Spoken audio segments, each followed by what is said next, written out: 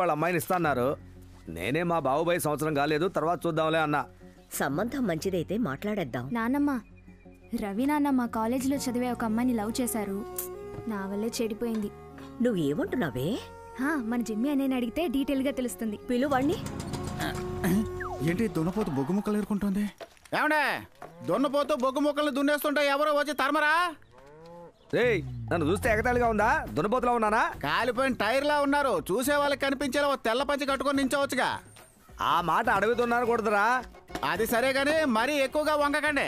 ఏం వంగితే ఎవడైనా పొదుగు అనుకుని పాలు పితికేయగలడు. చంపేస్తావు అనుకున్నావా? మావికి వయసు అయిపోయింది, సత్తా చాలడంలా.